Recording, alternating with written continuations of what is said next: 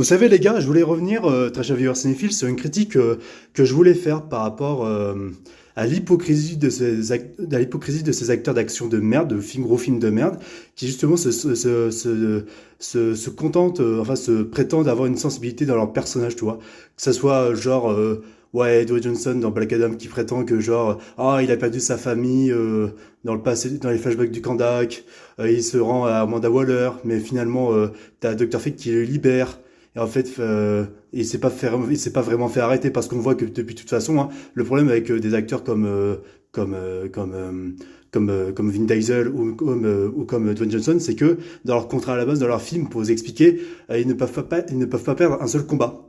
Même face à des PNJ, en fait, ils doivent prendre le moins de coups possible. Et ça arrive aussi par rapport à Statham, hein. Mais à Jason Statham, mais également. Pour vous dire, le truc où c'est plus paradoxal avec The Rock, c'est que bah déjà dans son film à la base, il se rend, il prend pas réellement de coups, et il perd pas un seul combat. Et même le méchant de fin à la fin, ultra éclaté au sol, bah il le coupe en deux, il l'exécute en moins de deux, tu vois, en même pas quelques secondes, hein, à la fin de ce film de merde, tu vois.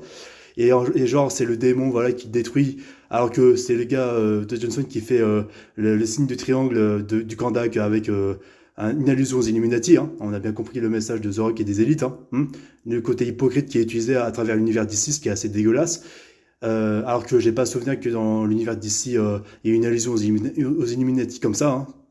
Je pense pas que réellement, d'autant plus que le film a fait un flop, je rappelle, hein, et que ça a été défoncé par la critique et que les fans étaient en colère, hein, par rapport à Black Adam. Même Superman même Superman par Henry Cavill, ça servait à rien parce que c'était juste pour dire ouais c'est moi le meilleur, Dwayne Johnson, je vais reprendre l'univers d'ici, tu vois. Je vais faire une autre partie par rapport à ce que je suis en train de dire, d'expliquer par rapport aux acteurs. Et d'ailleurs, je viens maintenant sur Vin Diesel, sur Fast and Furious 10, pardon. Vin Diesel, tu vois, il prétend dans sa scène d'émotion, ouais, j'ai peur de perdre ma famille, j'ai peur à chaque fois que mon fils, il lui arrive quelque chose, ça me fait peur qu'il vous arrive quelque chose, ma famille, tout ça.